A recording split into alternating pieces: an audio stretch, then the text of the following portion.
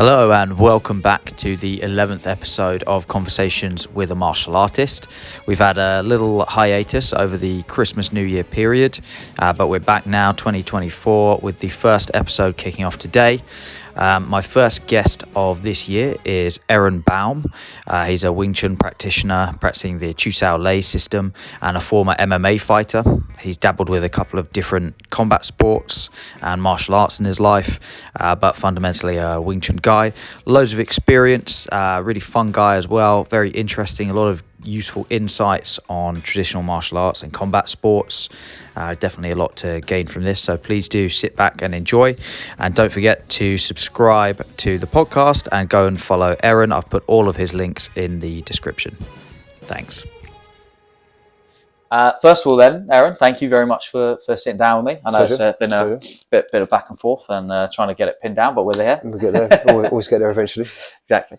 And much appreciated for the training. It's always cool coming down and when you come up, you experience the garage. The real garage. You've got me big. The lovely dirty. The new what is it that you guys had back in the day? Damage in the garage? Damage in the garage. Love that. Yeah, I think that's got like 40, 50,000 views. Is it? It's got a few, yeah. There you go, that's your viral sensation. That video has actually got probably 4 or 5 different people come to the system and start training. Really? Like, yeah, I'm not surprised. Generally, yeah, it's a weird one, man. Yeah. Well, it's a great name, if nothing else. Sweaty men in the garage hitting each other. Yeah, well, that'll do it. So for anyone that doesn't know about you, I think it's probably good to start on kind of your background. Mainly a Wing Chun guy, right? Yep, 100%. Yeah, and now, well, I say now, actually, you've been doing it quite a while. Bit of Jiu Jitsu and as well as kind of that integration, right? Yeah, for sure. So it's been like a 30-year journey, I suppose. So first boxing club I went to when I was in university, when I was in Manchester at 20 years old. So Moss Side Boxing Club, run by Phil Martin. Lots of very tough sort of Manchester boys there. Great environment. So that sort of gave me a little introduction. And then started training properly in Wing Chun 2001, I think it was, with Sifu Alan Orr. Trained with him for a couple of years. He says I wanted to go into a competition. I don't remember ever asking to go into the competition. I just remember being told I'm being put into a competition. Yeah, good news. Well, I don't know. I really can't. We're both getting old and I can't. Our memories are bad. I don't know. But yeah, so got into an MMA competition and then continued with that. And obviously, once you start doing something, you start seeing the holes in what you're doing. Yeah. So obviously then started grappling and wrestling, and then started putting on the gi maybe 7 or 8 years ago. So obviously with all that training for fighting, boxing, wrestling, grappling, striking, so all of those things. So just trying to sort of fill the holes in my sort of lack of experience, really. But like Dwayne said, that the only reason we ever did Wing Chun was to test. The only reason we did MMA competitions was for me to test and know that what I was doing actually worked. Yeah, 100%. And then once you started getting into something, you start seeing where the sort of the lack of knowledge, but the less knowledge you have. So you obviously want to do well, and no one wants to be on the floor getting their head punched in. So you try. No, you can think about things to do. You try and learn different things to stop that happening. Right? Yeah, yeah, and then like everything. You start doing it, you fall in love with it. So you end up doing other arts, like Sifu said, because they're fun. Yeah, there is a big element of that. It's a lot of fun, man. Training's supposed to be fun.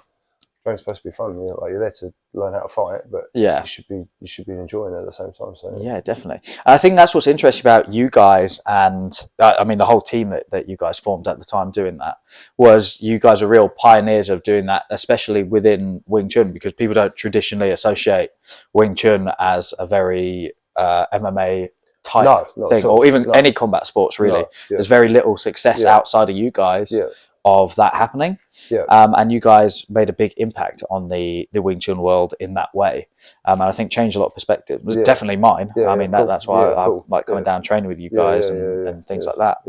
But what kind of drew you to Wing Chun over other things if you'd been boxing and stuff before? I'd had a friend that had done it when he was, my best friend had done it when he was younger.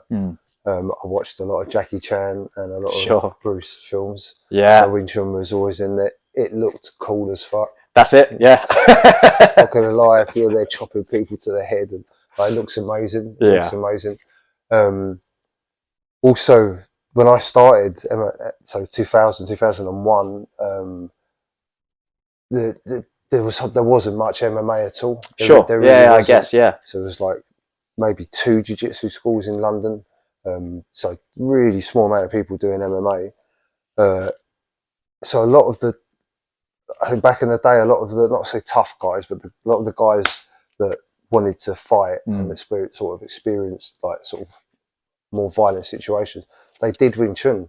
So if you go back and Simon Lau days when Sifu was training, and when Victor Khan, all those guys, you speak to Russell, who trains with us from Maidstone, who trained with Simon Lau and other guys, that they used to beat the shit out of each other. Like, no, it was so Wing Chun used to, as far as I know, because I wasn't training at those times, but everything I've heard and been told, the sort of the guys that sort of fought and sort of were functional and tough did Wing Chun, and then the MMA obviously has got bigger and more popular, so people naturally have been attracted to that more sort of functional side. Yeah. So yeah, MMA's at a weird place sometimes because it's not really seen as being sort of that practical. But back in the day, it was taught really practically, even if maybe the skill level and the knowledge wasn't huge, because the teachers the style were a little bit more secretive, and they kept stuff for higher level students or war. So maybe not as much skill was taught, but people trained really hard. Like, you speak to Sifu about back in the day, and they trained really hard. Yeah. So I think so that's maybe one of the reasons Wing Chun isn't seen like that, and it's all to do with ranges as well. Like, Wing Chun is all this close range, close court fighting art. Yeah. So we train Chisa and we train forms, we train close up, but then maybe people don't spar so much. So then maybe they enter sparring, like competitive competitions, like frailties sort of are shown, but maybe it's not the system, maybe it's the people training it. Yeah, that's the thing. So there's like, always so many different things like, you can point at. to say one system is sort of not built for MMA is pretty small-minded looking. Like, I've seen Thai guys that are rubbish. Yeah. I've seen jiu-jitsu guys that are rubbish. I've seen karate guys, that have not been very good, and then I've sparred karate guys who beat the fuck out of me. I've sparred capoeira guys who have beat the shit out of me. Yeah. So yeah, it's dependent on the person, right? Yeah, I agree. Like, I think what you're saying about training it, like the way that you train it, hugely got to impact it, right? Yeah, of course. Yeah, no, of course. If you're training something to use it in a functional situation, you've got to practice being in that place. Like, you can't drive a car properly unless you get in the ar and drive the car. Yeah. So you can be taught all about the car, but unless you drive it, you haven't got control of it a lot of the time. So environment makes a big difference. For sure. Yeah, and it's cool to see that translates as well from you doing it. And the other thing that I quite like that you were kind of mentioning there is that you do see that there are holes in it, because a lot of people want to like die on their sword for their art. They're like, no, our art is the best. We can do everything and but you guys have always been quite good, and I guess that actually comes from Sifu Alan. 100%. In that, no, you need to go and train with some grapplers. You need to so that's two things. So like, a lot of people think of sort of Sifu as being sort of narrow-minded, but like he's always told us to go out and train with other people to learn other skills. And when Sifu wants to learn something, he's the best student in the world. He doesn't ask, why does this doesn't work here, or this wouldn't, like, he knuckles down and he learns what he's been told, and then he tries to implement it in his training. It's a big thing. Like, being open-minded to other arts makes a massive difference. I think it makes a massive difference.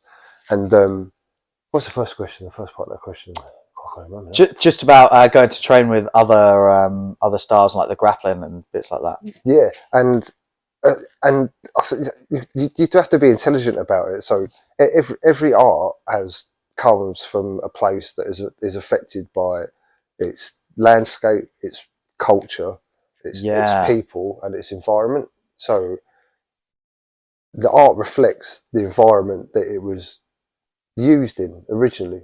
Sure. So like, you'd be mad to say that Wing Chun covers grappling, because it doesn't cover grappling. It doesn't. We don't have Wing Chun fighting on the floor, but everything you do can be put through a Wing Chun sort of prism. Yeah. And when I'm grappling, I can use my elbow, hip structure. I can use my body positioning. I can use my CSL skills. And like Dwayne said, Wing Chun is like stand-up grappling. So if you understand grappling on the floor, when you come to stand-up fighting, you have a semblance of where anatomical handles are. So you know where stuff is from grappling. So when you stand up and you're close quarter fighting, I know where stuff is on the person's anatomy that I can affect. If I don't have that experience lying on top of someone and controlling someone, I don't necessarily have that sort of that anatomical knowledge. So you'd be mad to say that Wing Chun has grappling in it. It doesn't. So maybe learn grappling to stop being grappled. Yeah, a lot of people say that. It's like the anti-grappling, whatever they call it, isn't it? It makes no sense at all. Yeah. That makes no sense at all. You don't learn the opposite of something. You learn that thing, and then you know how to stop that thing. Yeah, so anti-grappling is just learning how to grapple. Yeah, basically, yeah. Isn't it? Be good enough at grappling to resist and grappling. It doesn't mean I'm going to fight like a grappler. No. I'm going to fight like a Wing Chun person. I'm going to get you on the floor, and if I get you on the floor, I'm going to punch you and beat you. I'm not going to lie on the floor, take your back, but I know those skills that can help me in that situation. Yeah, and they feed together. It's like the classic self-defense scenario for me. So like Sifu said before, self-defense doesn't exist. You just learn to get better at fighting. Yeah, fair enough. I mean even we were downstairs, we were talking about that, about getting used to the chaos. And like you go and you do some boxing training and you might be like, wow, how good is boxing for self-defense? But actually it's the getting used to that chaos. And for me, so the mental function within that are almost the most important of all. So learning to be calm in a stressful and unnerving, violent situation allows you to make choices because you're used to that stressful environment. Right, yeah. If you're not used to that stressful environment, I don't give a shit how much training you've done. Like, this is going to happen, blah, blah, blah. If you've never been in contact with a lion and a lion walks in the door, I'm out that fucking window. I'll shit myself because I've never been in contact with a lion. It sounds ridiculous. But if I've been brought up around lions, a lion walks in, and I wouldn't have that reaction. Yeah, you'd have a different answer. Maybe, I don't know. I know how much you can do with a lion. Really, they could choke you. It'd be fun. But like this is getting used to those. So that mental quotient is really, really, really important. And you hear a lot of, unless you have to train all the time in that space, but unless you train in that stressful situation, when a stressful situation comes, you won't know how you react. Yeah. You will react emotionally and nervous system, like energetically. Classic Wing Chun, relax, don't obviously not relax and collapse, but relax under pressure. It's really difficult when someone's trying to smash your face in. Yeah. Like, I just chop into the throat or a soft palming. Any of those soft, softer, more yin. It's really difficult when someone's trying. Yeah, when your adrenaline's up and someone. I'm just going to chop you in the throat when you're getting smashed to pieces. It doesn't happen like that. So learning to be comfortable in a really pressurized situation is definitely gives you the key to do some things. So I think a lot of people shy away from that, or they think it's just fighting, and it's not just fighting. It's just used to being in that situation. So we sparred downstairs and you finish and everything's nice and calm, you're not out of breath, and you're not stressing. If you took it up 60-70%, you'd be out of breath and you'd be stressing. If you get used to living in that, it doesn't mean you have to train hard all the time, but you just get used to receiving a little bit of pressure. You can sort of thrive under pressure. So I think that's the sort of guiding rule for me. That sort of fun, being comfortable under sort of functional pressure. I think that's probably like the guiding system. Yeah, that's interesting. And I guess there is no better test to that, bar just going out and scrapping in the streets every night, than putting yourself through situations against other martial artists. Yeah, of course. Of skill. Because of course. I guess there's only so much you can do. If you look at Wing Chun as purely a self-defense system, right, there's only so much you can do within that. Like, a lot of it is developing your own reactions and things, but the self-defense kind of attacks and scenarios that you're facing actually there's a limit to what you can pour into that, right? Yeah, but 100%, 100%. I think the true, like, I think one of the true tests of a good fighter is everyone can have a plan. Everyone has a plan. What does someone do when that plan goes wrong? So I've got every plan in the world. You punch me, I tan sound, I hit you in the jaw, and you fall down. They're beautiful. So like, every Pats on the back all round. Wing Chun fight should finish in 3 seconds. Yeah, damn right. Every fight should finish quick. Yeah. What happens if you punch me and I go to tan and you move 2 inches and suddenly that punch changes? So what do people do, and how does your body and your mind react when stuff goes wrong or doesn't go to plan, and suddenly you have to make up another plan? So being able to make decisions when that happens. So if I do something and I get pulled out of shape, do I just sort of fight, or do I get my body shape back and I get my plan to get back together? So yeah, doing things correctly when you've done something wrong, I think is a real test of someone's skill, rather than just doing something else to try and stop what's happened. Sure. So I think that's a good way of, like, I like to try and like Dwayne said, every sort of True Saudi guy I should be able to put Sam into a boxing match, he'd be all right. I should be able to put Sam in a grappling match, he'd be all right. So he should be competent in most areas, and then as a fighter or someone who has fighting skill, you can adapt to whatever situation, but you have a good, like, ground sort of competency under pressure. So that's sort of the key. And you know what it's like you drive without even thinking about it, don't you? It's just ingrained in you. So it's in you. So that's sort of that's sort of Wing Chun for me, where it's just in you, and whatever situation happens, your body can adapt to sort of solve that situation. And that's what I really like, going back to the more combat sports side of things, because obviously every Wing Chun lineage is built, and sure, there's variants between lineages and stuff like we were talking about. But what's interesting is how you guys handle it for like MMA, kickboxing, boxing, things like that, because you had quite a few fights and matches, and I'm pretty sure you won some nice shiny belts as well in your day, didn't you? Yeah. And so being able to handle that and still use your Wing Chun, I really like that idea of, actually, if you are a skilled martial artist in your discipline, you should be able to go and at least compete. 100%. With different styles, because your body should be able to adapt to sort of any situation, and some it won't adapt as well too. Like I had trouble jiu-jitsu matches. Okay. It's the energy,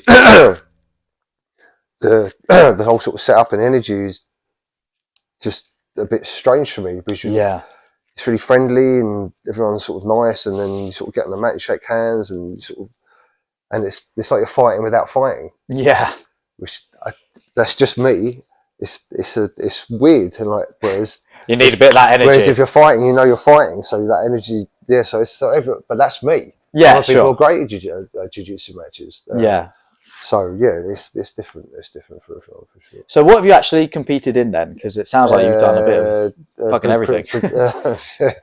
Predominantly MMA, boxing, 1 or 2 fights, jiu-jitsu, I don't know, maybe 4 or 5 fights. CSL competitions. So mainly MMA, boxing, a little bit jiu-jitsu, CSL competitions. So predominantly MMA. Fine. And and not a massive amount of street experience. Brought up in a nice house, went to a good school, played lots of sort of contact sports. Evaded some situations that I could have got a lot worse when I was younger. Sure. So I just wanted to know. I wanted to know how I reacted when I was put under pressure to fighting. And obviously, competitive fighting has rules and blah blah blah, and it's different from outside. But I just wanted to know how I'd react when someone was trying to hurt me. It's still a lot of pressure, I don't think there's that big a gap. And more than anything, I just wanted to know how I'd react emotionally as well as well as physically. It's the physical stuff you can get better, but emotionally, I don't think I'd ever really be put in that situation. So I wanted to know sort of how I reacted, and I've now been hit enough to know how I react. Yeah, you did all right, and it's all right. It's fine. That's the thing. It's not actually that bad. Like everyone always says, like when you have an experience like taking a proper smack to the head, you're like, oh my god, does that hurt? You're like, no, it doesn't really hurt. It's not actually that bad. In sparring with the big gloves on, it can not. It's not too bad with the gloves on. It's not. real violence. Yeah, it really fucking hurts. Oh yeah. It really fucking hurts, and it's really scary. So but you get used to being in that space of living in that dangerous place. So so that's why I started competing. It does sound like then you made that decision rather than no, honestly, I swear it was him. I swear it was him. I was thinking about it this morning about that fight. Yeah, no, I swear. I think to be fair, I'm pretty sure. I can't remember if he said it to me, if I read it in his book way back. He did. There was a story about him just ringing someone up and saying, "Oh, you're going to fight." Yeah, I'm sure. That was probably you. I'm yeah, sure, I mean, you were one of the original sure. students. Yeah, no, first one. So me and another guy, Richard Pertwee, who's now doctor. Yeah, did the first MMA at Seni, the Seni martial arts show. I don't know, like 2002 or 3. So you'd only been training a couple of years then with year and a Sifu at that point. Maybe year and a Wow. half. Okay, that's Year and a awesome. half. It's interesting. So if you watch it's on YouTube. So it's only about the first 15 or maybe 30 seconds, I think. So you watch the fight on YouTube, and you can see that all I do is what I'd learned, which was just good body structure, good punching down the middle, and being robust and not being like moved around at will. Right. And you see the fight, and it's literally just 15 seconds of me just chain punching someone around the ring, but making contact. But then you see the next 30 seconds, I've got nothing left. Nothing left. It's just a mad scramble. But yeah. I mean, the funny story about it is Richard. So I went to Seni to have this fight. Got there, was more worried about whether I had the right shorts or not, because I didn't know whether it was sort of valet tudo, because that sort of thing. So I was more worried about the shorts that I wear, and then so amateur MMA show, so no headshots, just body shots, leg kicks, grappling, but no strikes to the head. And Richard got called first, and Richard was a horrible little bastard as a fighter in the gym. Like, it hurt. He was just nasty. Lovely boy, but just had a nasty little streak in him. In a nice way. Nice way.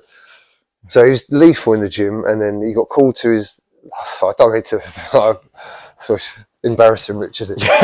Gonna throw him under the bus. A little bit. But so he got in the ring, little swearing, boxing ring. And Richard was great in the gym, but he wasn't sure what to do. Right. So it sort of started, and he got taken to the floor, and bless him, he got triangled in about 45 seconds. So there was this big build up, and I just saw Richard walk in and just get taken to the floor and then choked out in 45 seconds. And all I remember thinking at the time was, if I'm going to go down, I'm going to go down just scrapping, swinging as hard as I can. So I came on and just went, but you see the structure coming down the centre, sort of classical Wing Chun. But you don't know why. Equally, so it shows you don't know why people perform in a certain way or move in a certain way, because there's factors that could be affecting them or move. You know what I mean? So I come out looking super tough. It's because I didn't know any better. I didn't know what to do. So I thought, fuck it, I'm just going to go straight through. Just go for it. So I'm just going to go straight through you. So a lot of people say, "Oh, that's great Wing Chun." I mean, yeah, but 20 seconds later, I had nothing. So it's sort of But I just did the basics. Yeah. I just did the basics, which punch down the middle, control the space, have good structure, and when you tried to take me down, stuff him. So I did everything that Sifu taught us in that year and a half. But that was just the beginning. So obviously more skill comes after that. Yeah, of course. So, and so you've only ever trained with Alan Orr? Alan, yeah. Oh, wow, okay. So just little story. You never know how things are going to turn out, how they're going to turn out. So I used to work with a guy, I can't remember his name now, and he taught with another guy that Sifu was teaching with at the same time. I can't remember his name, a Greek man. So this guy I worked was training with this other guy that Sifu was teaching or training with at the same, not learning from, but teaching with at the same time. And I wanted to learn, so I asked what's his name? I can't remember his name now. Anyway, so I asked him at work one day, I want to come Wing Chun training. And he was a little bit ego-led, and he didn't want me, I know, he basically just didn't want me training with his teacher. Okay. So he's like, no, there's no room, but you can go and train with this other guy, Alan. So I said, okay. Sure, I'll go and train with Alan. And then the Sifu came in and did some treatments for people, and then I met him. and then I went to this class, and then that was it. Yeah. So if I can't remember his name now, if the other guy had replied differently, I'd have gone off and trained with someone completely different. So it just shows you how moments in time you have sliding door. If he'd have been less egotistical, I wouldn't have gone to train with Sifu. Yeah, and I mean, you're very fortunate to have trained. I'm blessed. Been one of the original students. Beyond blessed for to meet someone that you can train with 30 years later and has introduced you to just a world-class group of other teachers in every arena. Yeah, like Robert Chusigal, Leo Nagao, Eddie Millis, Mark Wiley. Like they're all top of their game. Well, that's what I was going to say, because Alan's so kind to of be trained involved with in that is a blessing, and it's all down to Sifu. It's all down to Sifu. Yeah, and obviously that's separate from all the knowledge. Exactly. He's a super knowledgeable guy himself, very skilled, both personally and sort of martial art wise. Yeah, of course, truly blessed to have met him. And kind of leading on to that, all the other coaches that have tied into that, because there are some really really big names and things are like technical monsters. I know. I mean, I've only met a handful of them, but technical monsters. Yeah. Like Leo Nagao, like Brazilian Jiu Jitsu world champion, MMA, grew up with. I mean, everyone's talked about it in the past. Grew up with Nogueira, Anderson Silva, Bustamante. Like, grew up with like the original MMA guys coming out of Brazil. Just ridiculous. Like, just man, character, knowledge, monster. Yeah. Eddie Millis, knowledge, ridiculous. Like brutal absolute training as well. Monster. grew up and was trained with everyone. Like Bas Rutten, Peter Ertz, like just all the people that have made MMA what they are. Ken Shamrock, I mean, just ridiculous. And then Mark Wiley, Filipino arts as well as other Chinese arts. I mean, just ridiculous. Like obviously Sigung, just encyclopedia of Chinese martial arts as well as Wing Chun, obviously. So I mean, Are you going over to the training camp in January? No, I mean neither. Unfortunately, no. Yeah, I was gutted. Last year in Thailand was amazing. Last year in Thailand was where I was fortunate enough to meet everyone, yourself included. Yeah, no, that's the beauty, eh? You go somewhere and then you meet new people and you come away and you come away with different friends. But that place was ridiculous. Oh, that was mental. That was so cool. That was amazing. Like 6 hours training a day.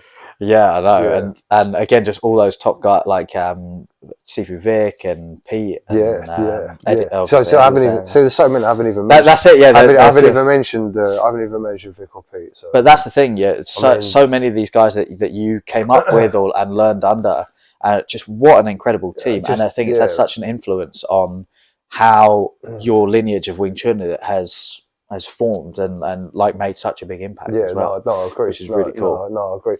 I think Sifu talks about Sigung sort of being Sifu is like sort of Sigung's sort of little reconnaissance guy going out and sort of testing things and fighting things and then bringing it back. And that comes back to what Sifu used to say. Like, not everyone has to fight, but the fighters go away and then bring back knowledge to the school. Yeah, and can impart knowledge to the people who aren't going to fight, but can learn things that work in a functional environment. So that's the it's important to have that someone out there that's actually like stress testing it, because the average person doesn't want to go out and get banged up in a cage. No, not at all. There's something wrong with you, mate. You got to screw loose. Like Pete Evans says, why the fuck would you? Yeah. Why would you get into a cage and try and beat another man for a pulp? I mean, it's just ridiculous. Like Pete talks about people saying, I want to be a UFC fighter. And Pete's obviously like multiple US MMA sort of champion fighter, school. I mean, just ridiculous. Yeah, and people ask him, like, I want to be it. And you'd think someone Pete would be like, yeah, come on in. And Pete's like, no, you don't. You don't want to be a professional fighter. It's rubbish. Yeah. It's rubbish. Yeah, so I mean, the people, Jesus, I've just been blessed with so many characters. Yeah, and characters. Yeah. Proper characters, all beautiful. I mean, I don't know, is Vic beautiful? Vic is beautiful. I have to cut that. Just send that to her. No, Vic is beautiful. But all beautiful human beings. Like you meet Leo, come away, just the biggest smile on your face. Like the knowledge. You meet Vic, biggest smile on your face. You meet Sifu, biggest smile on your face. Only because he's taking the piss out of you. Pete, biggest smile. So like, all these people are great people. Yeah. And yeah, absolute killers. Yeah. Like proper killers. Well, it's shown in the successful run that you guys had. They did all right. Is it the Iron Wolves? Yeah, Iron Wolves. Yeah. Great team name. It's a great name. Love it. It's a great team. And in terms of your grappling then, because obviously that tends to be one that I see more often now. Wing Chun guys are tending to train both Jiu Jitsu and Wing Chun because it is such a hole in Wing Chun. Yeah, and the two match beautifully together. Yeah, like because they don't step on each other's toes too much. No, and grappling is close quarter fighting on the floor. Yeah. As well as stand up, sweeps, trips, throws, all that sort of like grappling. Like Sifu, and grappling is, and grappling as a grappling art in itself is awesome. But like, why are you learning? I'm learning grappling so I can crush someone in a situation on the floor. So you learn grappling to be able to do it. I'm not going to be like you choke someone on the floor outside necessarily, but it teaches you skills. So you always tended to use that for your fights to go more down the striking route. Was it always striking for you? You see, so when I was doing MMA, the amount of strikes you like, especially to the body as well. I'm always looking to strike. I'm a Wing Chun person, so I'm looking to strike. Yeah, I'm looking to strike, but setting things up and using things to be able to strike better involves close quarter, clinch and grappling skills. Yeah, that's a big takeaway. I did one MMA fight, and my brain, I'm like, right, well, I'm a striking kind of guy, you know. I think I was a 2-stripe white belt or something at Jiu Jitsu at the time. I was like, right, let's crack on, do that. Just turned into the sloppiest wrestling match you've ever seen. There's barely anything going on. So everyone's different, but I think that's an important thing. So if you learn, say, Jiu Jitsu and then boxing as 2 separate arts, your body will handle those 2 separate arts as 2 separate arts. Right, okay. Whereas if you do your boxing, but you're always coming back to like a Wing Chun body positioning, understanding or mindset of I'm grappling, I'm looking to be able to get myself into a position to be able to strike. I'm not just grappling for grappling's grappling's sake. You either sort of a central body or reference library. So to me, like, obviously Wing Chun is the number of different arts, white crane, snake, whatever you want to think, wherever Wing Chun has come from, you can see it's a mixture of different arts. There's the Xing Yi, there's arm positions, and so there's many. So Wing Chun feels like an accumulation of different arts. So for me, I've always put everything through that Wing Chun engine. So I've always thought myself as a Wing Chun fighter, and I've just bolted different skills onto that central unit. But I am a Wing Chun fighter, so I will close the space. I will try and suffocate the space. If there's a space to hit, I will hit the gap. So there's principles. I will be square if I'm close up. I will use my whole body engine. So everything gets put through that. So I'm a purple belt jiu-jitsu guy. I've been doing jiu-jitsu for 15, 20 years. I should be higher belt than that. Don't train as much as I should do. Just don't. It's just I should. I've been happen. It's a very honest moment. I've trained more in the past, and I train with there's a black belt guy down here, Lex Deasley, just a gentleman. So I'll go and roll with other belts, and pure technical, detailed knowledge of finishing things off. So like the final piece on the jump, the jigsaw, I fall down because I'm not going to jiu-jitsu class every week, and I don't know 4 variations off a omoplata, neck choke. So I don't know all those variations, but I never lose my body positioning, right, or knowing where I am in the fight. So body positioning and defending my space and defending the principles, you never lose. So they're always there. The finishing details, no. So that's the art. I guess. That sort of shows how Wing Chun can, because with Wing Chun you're learning about your understanding of your body.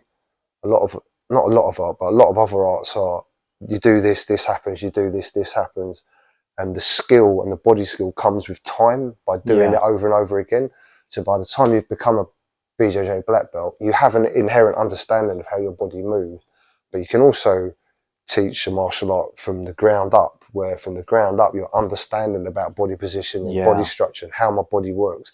So when I go into a different environment, I can just change it slightly, or I can just add little bits on top. So that's where my Wing Chun comes from. I'm a Wing Chun guy, but I can add other things to that system to make it better. I can also add things to make it worse if I'm not careful. Yeah, no, 100% you can. 100%. So I do lots of long range boxing footwork, movement patterns to get your body position and your ability to move better. But it doesn't mean I'm going to fight like a Russian boxer who's on the move all the time. But if I can learn an attribute of the way the Russian boxers move, where every time I move I hit, then that will improve my Wing Chun, as long as I don't let it become the engine. Overtake it. Yeah, if that makes sense. Yeah, definitely. So like I sort of stopped training Wing Chun a little bit for 4 or 5 years, 10 years ago. Injuries, blah blah blah. Still trained every day, but I was just doing sort of jiu-jitsu and sort of calisthenics. Mm-hmm. And when I came back to training more regularly and more properly and more diligently, I'd lost that body connection. Yeah, it had gone. So you start doing the forms more regularly, and it slowly come back. So now I feel as I can put my body sort of into any environment. I'll probably do it okay. Right. If that makes sense. Yeah, no, it does. The details, you'll be let down, of course. Yeah, sure. Of course. But that's where so many different arts specialise. There's only so much you can do. Yeah, but your intuitive subconscious skill, like I say, you don't do Wing Chun, you become Wing Chun. Okay. So your body, if you train your form enough and you move a certain way, that's how your body will move. It's hardwired in, yeah. It's hardwired in. So that's your unconscious skill. Mm. So like I can't not punch like that. Sure. I can't punch like this. It's just impossible because I've punched like that so many times. If someone puts pressure on me, I won't do this. I will take it onto my hip. Just because you've done it so many times, like Wing Chun becomes you. So that's that. Yeah, I think that's important. That you always have that sort of motherboard that you can then plug maybe different programs that could make that sort of motherboard work. I like that. That's a good analogy. God. Wow, I've got cars, computers. Like modern day kung fu wisdom. That I love that. Wow, incredible. It's just spur of the moment. But I've got nothing else. Yeah, but yeah, I think that's interesting from your point of view because Wing Chun in general is obviously quite structure based in the forms and I think the training ideas are the same across lineages, but your lineage in particular is very focused on building that structure, and you move in a slightly different way from most, as far as I can tell, having hopped around a little bit, which I really like, and is probably what allows you to do that. Like you say, you're kind of back engineering it, so rather than waiting for the reps to come, you're doing very intentional, like reps that are built on the structure from the start. Yeah. Like even downstairs when we were training and you're changing some little things, there's minor differences between my lineage and yours, but I can feel different things and go, okay, that actually makes sense for this for this purpose. Yeah. No, spot on. No, that's spot on. I don't want to. I'm not just trying to do an action. I'm trying to learn how my body's doing that action. Yeah. And then the action becomes more, and you can do that from just doing it over and over again. But then equally, if you do something wrong over and over again, you just get worse at something. Sure. So like, it's important to do the reps. That's it, yeah. But if you're just doing reps of something that doesn't work under pressure, and pressure comes, what's going to happen? Yeah. It's not going to work under pressure, is it? Whereas if you just every day practice something a little bit that under pressure, when the pressure comes, it will stand up and it will work. Yeah. So learn, like, people talk about knowledge. So like true knowledge comes from experience. True knowledge comes from experience. Learning something. Yeah, you can believe it, but until there's a classic way that people learn the first form. Right, I know the first form. Yeah. Done. No, you don't. Yeah. You know the pattern, the movement. Yeah. But it's not something that you know. It's something that you practice, and it becomes better every day. So like knowing something doesn't mean you can do it. Like, trust me, my life, the amount of times I thought, oh yeah, I know that. Yeah. And then fuck, I can't do it. Yeah, I did that. Yeah. Or I do it wrong. So like knowing something, and everyone's like, it's so easy to spout off knowledge. I know this. But like, I make an effort to not do it so much. But like, you pass on knowledge that's been told to you. You don't know whether it's right. Yeah, well, there is a big element. Yeah. Oh yeah. I don't know. Columbus landed in America in whatever 15 something. Yeah. I don't. I mean, until Were you there? Yeah, and that's a bit. That's ridiculous. No idea why Columbus came from there. But like, that's ridiculous. Yeah, but you only have true. Like, I believe you only have true knowledge from experience and stuff over and over and over again. So you have true knowledge of how to drive a car because you've done it a million times, and you've done it a million times just correctly. do it like that, yeah. You've done it a million times correctly. If you did it a million times and you crashed every time, then like, it's not getting. You don't know how to drive a car. or if you get in the car a million times, you don't actually drive it, but you say to yourself, "Right, if I do this and I do this and I do this, will happen." Then when you try and drive it, it's not going to work. Like learning to swim on land. So is my favourite, yeah. So you learn from experience, and I don't know. Maybe arts have taught. There's two different ways of learning something. I learn 1, 2, 3, 4, 5, 6, 7, 8. You learn every single part, don't you? Mm-hmm. But you learn it all before you actually do it, if that makes sense. So yeah. you try and perfect it before you do it under, say, pressure. Sure. Or you do it with a little bit of knowledge, and over time you just refine that action, and that action gets more and more skillful, better and better in the actual environment it's been doing it. I have to have some knowledge, otherwise I'm just doing random shit. Yeah. So it's not, you can't just learn from experience. Yeah. You can't just guess. You can't just get in there and just start doing stuff. You do need a bit of knowledge. But if you go in there with a little bit of knowledge and start learning from experience as soon as you can, with someone skilled to correct you if you're doing it wrong, I think that's the best way that's the quickest way to learn. In the same way, I teach boxing, Chinese boxing, normal boxing. I can correct somebody's body position, maybe 2 or 3 different things, and the power difference they're delivering is like 200% in about 3 minutes. Definitely. And you don't have to explain that in a Wing Chun way. So you can just get people to do it, and they don't even know what they're doing, but because they're doing it correctly, they're correct. They've just correct. They do something, they just change that a little bit. Do this, just change this little bit, change that. Now you've got the perfect punch. Instead of just doing the perfect punch and then trying to do it in a live environment, and just then something something goes wrong. Something would happen. So you learn. Intuitive skill is like a drip process, and you do it wrong, or did it right. Oh, so I'm going to do that again. Well, I'm not going to do that because that didn't work. That felt. So you teach yourself. So you've got to teach yourself martial arts. No one else is. No one. People can show you stuff, but I can show you everything. It wouldn't mean you could do it. So you have to self-teach yourself what you're learning through other knowledge being told. So like meditating, someone can tell you about meditating. Yeah. But until I sit there and for half an hour a day and do it, I don't know shit. Yeah. I don't know shit. Oh yeah, Body Dharma told me to do this, and I do this 49 days from this, and whatever. Yeah. It's bullshit. You've got to do it. So if I do seated meditation 30 minutes a day for 30 days in a row, trust me, at the end of that month, I've got a much deeper knowledge of what I'm trying to do. So it's the same. It's the same with the sort of martial art. You've got to teach yourself. You've got to teach yourself. People show you stuff, but then you have to teach yourself how to do that. Like you're teaching your body new skills, aren't you? You're teaching your head new skills. Yeah, absolutely. Unless you practice them and you make it work for you, it's not going to work. And like I say, you can have a million different styles, but you can have a similar principle. So your body's different to mine. I'm different to Mike's. Mike's different to Sifu. Sifu is very different to Neil. Everyone's body type is different. Everyone's emotional state is completely different. Everyone's mental makeup is completely different. But you can all fight and move using the same principles, but people will move differently. Yeah. That makes sense. Yeah, definitely. So a guiding principle, you can have different styles within that principle. I think that's a good way of thinking about it. Again, another kung fu zinger. Check me out. But it is a really good way of looking at it, and the principles and like building it up under pressure is quite a good way to do it. And and also it takes all the pressure out of it.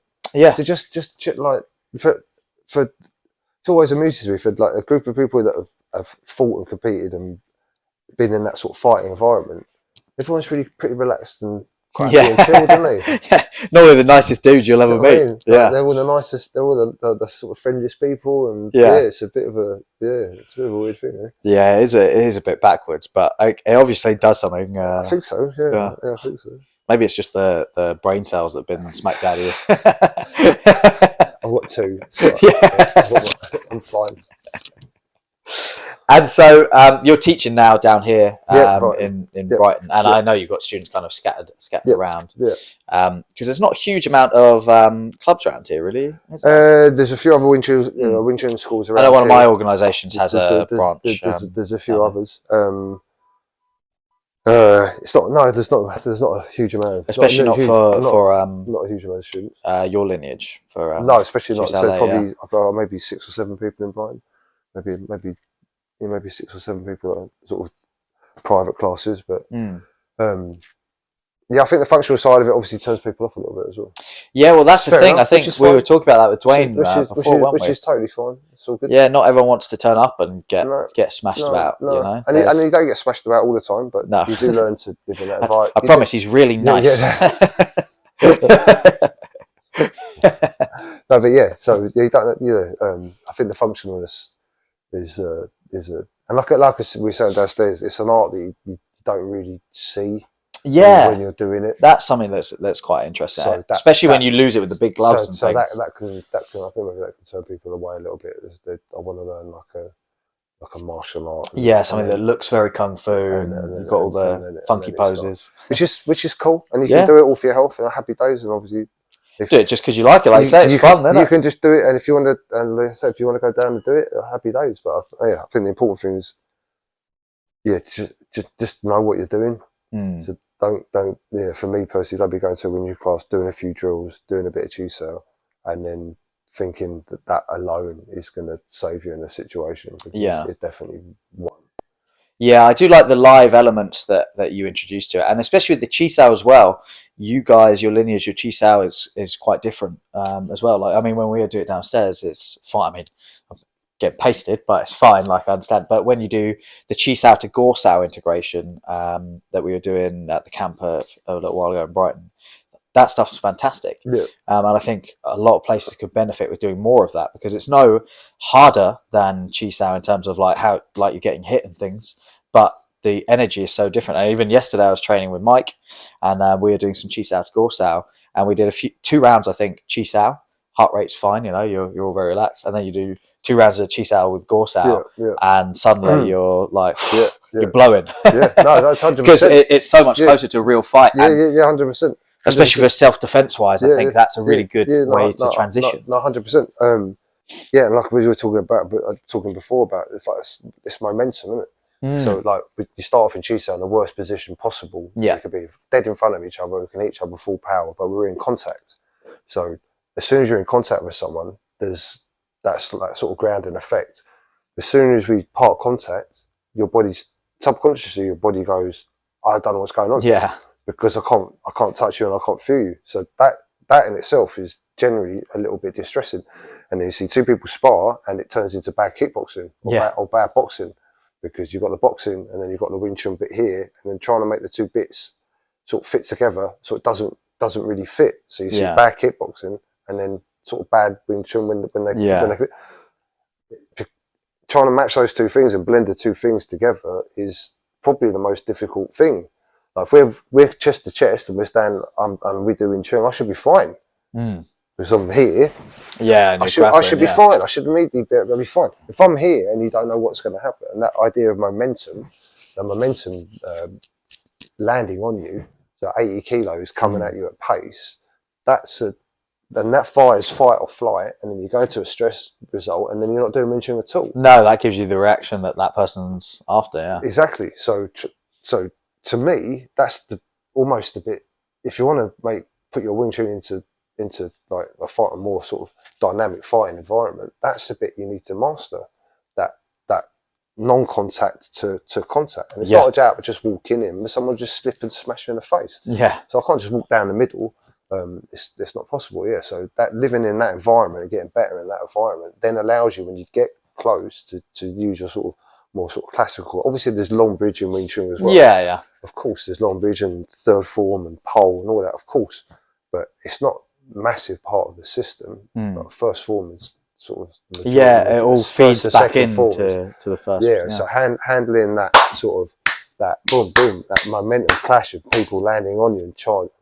handling that is almost the most difficult thing of all, which is why people come unstuck when they fight boxers, because boxers live in that space. Yeah, well, that's what we were talking about. Where I'm okay when we're close fighting for boxing anyway, but then as soon as you've got someone that kind of floats on the outside and pops at you, my skill goes. Yeah, and then you're just a static target. You can just get picked apart. You just get picked apart as well. So. Which I will fix. And you already are. Soon. You already are fixing those things. So Chinese boxing system. Chinese boxing system. Like Dwayne said, it was interesting what Dwayne said. Like there's only 1 or 2 parts in the form where you actually punch. Yeah. Everything else is about sort of controlling, but anatomical controlling positions where I can move the person off target to be able to then be able to hit. Yeah, I like that. It's really 100%. Interesting. Equally, one of the first things you do is punch. Yeah, true. So I'm not going to try and control you. If you come and attack, obviously it's a different situation. If I don't want to hurt you and I'm just trying to control you, obviously those skills help. But at the end of the day, we punch first. It's a striking system. So if I'm in a situation, I'm just going to punch you. If you can't stop it, great, you get struck. Yeah. If you can stop it, then other things happen. But the first thing is the punch. So being comfortable in a place where punches are coming and it's going off, which is that sort of danger area as the place is collapsed. And I'm not taking more than anything about sort of learning to the Gorsa stuff. It's range. So like range isn't just long, medium, and close. Yeah. Most starts it's long range, sort of medium range, and then close range is clench, like chest to chest, yeah. But the range from like here to here, there's a difference there. This range here, I can strike here. This is where I can start to strike and control. Yeah, but I'm not in this place here where you can hit me full power.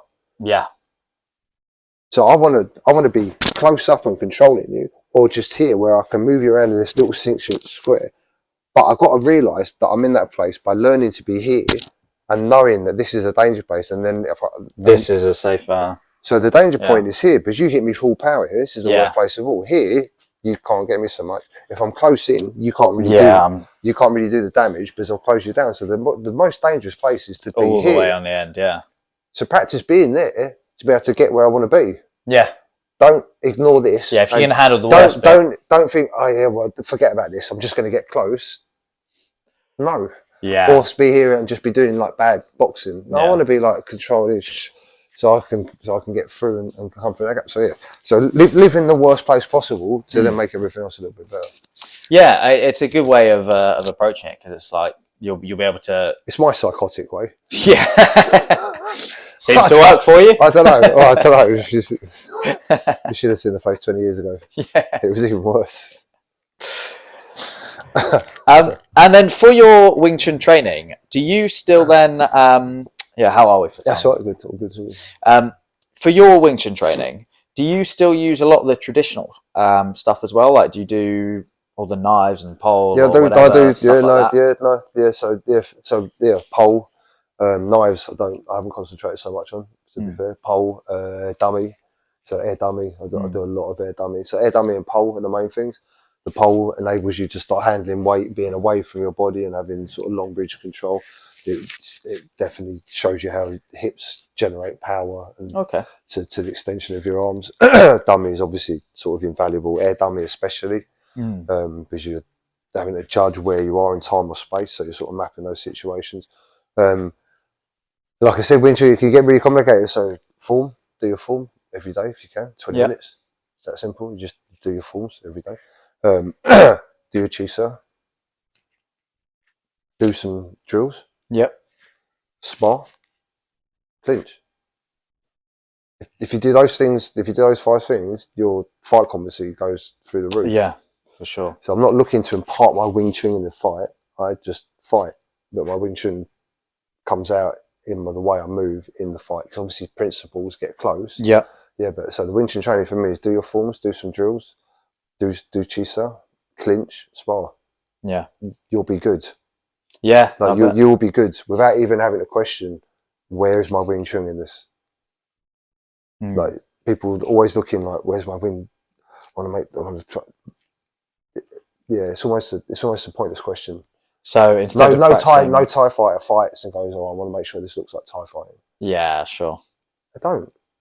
They just train Thai and they fight, and then the techniques come out in the system. And I know obviously in Wing Chun it's not like Tan, but things in action sometimes are different from sort of principles. So, and Wing Chun is so close range, you don't see it a lot of the time. So a lot of the time you see stuff. There's an amount of videos I put up where if it's normal speed and nothing, but then you slow it down and you can see hit. Yeah. So stuff comes out. So, but yeah, sometimes you don't need to question so much what you're doing if you know what you're doing is correct. So train your form that it can handle weight and pressure functionally. Do some drills so you know you can handle weight and pressure whilst doing dynamic movements with your form. So form is sort of static. It's not, but it's drills is using your form in a more dynamic, momentum shift. CSL, then it's all of those things, but in an even freer environment. Yep. Close range with contact. Spar, so you're handling weight, momentum, stress. Clinch fight, so you can handle someone trying to clinch, wrestle you close in. Happy days. Yeah. And you tend to, when you're clinch fighting, you will still mix in strikes and things to work your Wing Chun, but just again, very lightly. So both. So yesterday we just did pure wrestling, not clinch fighting. And then I was like, okay, now you can strike the body. Okay. So then it's exactly the same thing, but it's only start being able to see the gaps. Yeah, it changes a little bit. And also, we're not clinch fighting to try and take to the floor. Yeah. Like, just wrestle you to the floor. Yeah, just. But we do practice that people do that, so you can handle as well. But the main thing is, I'm looking to strike, so I want to stop someone grappling me, so I can get in a position where I can do some damage. Probably the easiest way to describe it.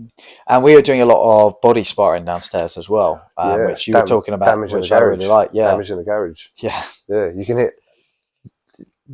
There's no stress of getting hit in the face. Yeah. So you can let the arms go. You can throw volumes of punches for 3 minutes. Learn to be able to fight for 3 minutes without stopping. Yeah. Like continuously be able to fight for 3 minutes. You can hit as hard as you want, pretty much. Because the worst thing that's going to happen is you're going to get winded. Yeah. You'll take blows when you're not guarding them. So you'll be punching, you'll take a blow. So you're learning to take shots all the time. You learn about range, so body sparring is the best. And you can have people. I teach boxing. I get people that have never boxed in their life. Yeah. So first boxing class I've ever been to, I'll have them body sparring. Yeah, it makes sense. It's a good intro, especially I think. Body sparring, isn't it? Yeah. No one's going in there to try and drop them. No. And if anyone does, they'll spar me. You know what I mean? Though. Yeah, I can just tap and move and just cover and hit. Like I hit this soft. Yeah. Like if we're here and we're body sparring and we're moving around and we're just playing and you're body sparring and hitting, we've got the gloves on and I'm hitting here, control outside. Yeah. So no one's getting hurt. Yeah, but you're practicing. But you're practicing what happens in the fight, and you're using the same and the same strikes. So, but you can have people sparring. You have people sparring immediately. And then they go away, starting to feel comfortable. There's someone practicing. You immediately start to have this sort of. So yes, get people sparring. And I think it's a good way to introduce it. Sparring's the wrong word anyway. It's live drilling. Yeah, that's live drilling. And obviously you take it up and you go as hard as you want to go. And you obviously start testing the mental side of it. So obviously it's very different when you get smashed in the head full power. Yeah, that's the thing. What do you do when you get smashed in the head full power? But again, I suppose that comes down to whether that's something that you want to progress and 100% stuff into. Yeah, 100%. Work up to it. No, 100%. You don't have to do that. But you can do all the things up to that. Yeah. And like I said, and then you go from body sparring, you go to head sparring, and all it is just taking the hands up. Yeah. Well, that's it. Like you said, there's a few incidental bits where they'll bounce off. But the mechanics are good because I'm not going to body spar like this. Yeah. I'm going to body spar like this. Just like you are. So the mechanics, still keeping your hands up. So the mechanics then transfer to the head. So we didn't head spar for good 2 or 3 years. Maybe 4 years before we started sort of head sparring properly. And lots of gyms, like Brendan Ingles boxing gym, they don't do a lot of head sparring, do a lot of body sparring. So we're Naz, we're Prince the Scene. So yeah, so body sparring. Not a lot of people. Dutch kickboxing. Yeah, Kyokushinkai, karate, bare knuckle. Like, maybe these guys do know something. Average Kyokushinkai guy against and yeah, I don't want to say another Wing Chun guy. Average Wing Chun guy. But Probably. we'll probably go yeah. through them. Because they just train straight punching down the middle, and they do a lot of it. There is something to be said for training that, like the toughness element of it as well, of just I don't think it is toughness, but it's more robustness. Oh yeah. So like when people, when you first start training, like that's uncomfortable, and over time you get hit a million times, and then a million times you don't even feel it. Yeah. So I got caught with a left with someone else, got full power, boom. And a millisecond before it arrives, you know it's going to arrive, and you're like, "Oh fuck!" Okay. But the millisecond, you just managed to just suck it up. So, and then I carried on.